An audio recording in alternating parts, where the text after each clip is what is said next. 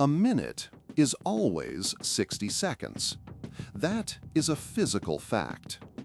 Yet the sterile, silent environment of a waiting room seems to possess the unique ability to stretch those seconds into elastic, taffy-like strands of time.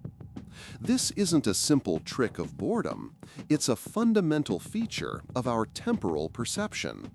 When we anticipate an important, uncertain event, a doctor's diagnosis, a job interview, our brain allocates more cognitive resources to monitoring the immediate future.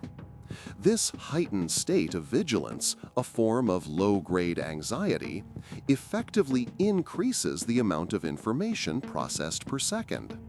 Your internal experience becomes denser, and as a result, the objective clock-on-the-wall time feels as though it has slowed to a crawl. Each tick feels like a significant event. Psychologists refer to this phenomenon through the attentional gate model. Imagine a gate in your mind that opens and closes, letting sensory information about time pass through. When you are engaged in a captivating activity, your attention is directed away from timekeeping. The gate remains mostly closed, and very few time-stamped signals get through. But in a waiting room, there are no distractions. Your phone battery is low, the magazines are 10 years old. Your attention, lacking any other target, defaults to the passage of time itself. You begin to actively count the seconds. The gate is now wide open, and every tick of the clock, every distant cough, every rustle of paper becomes a temporal marker.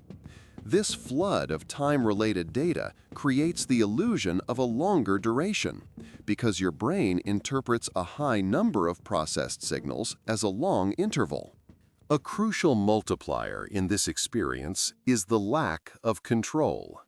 Waiting for a bus that is 10 minutes away is less agonizing than waiting for a bus that is coming soon. The uncertainty is what gnaws at us. Our brains are prediction engines, constantly trying to model the future to conserve energy. When the end point of a wait is unknown, the brain cannot create a reliable model. It is forced to remain in a state of constant, resource-intensive readiness. This cognitive load of not knowing when prevents our minds from wandering or relaxing. You are trapped in the present moment, unable to mentally check out because the event you are waiting for could happen at any second. This feeling of being held captive by an unknown duration significantly magnifies the perceived length of every minute.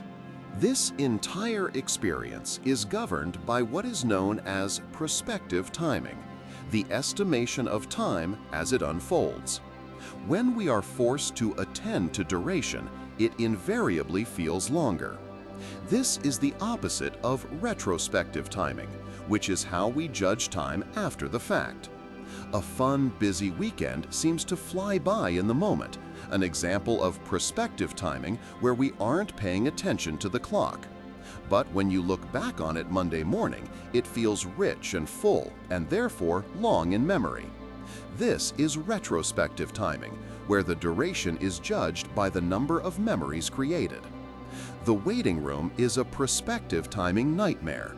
You are creating very few new memories, perhaps only the memory of watching the clock.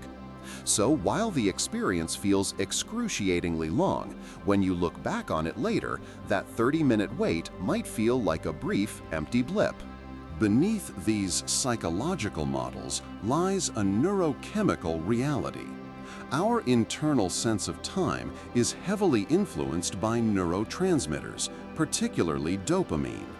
Think of dopamine as the chemical that speeds up your internal pacemaker.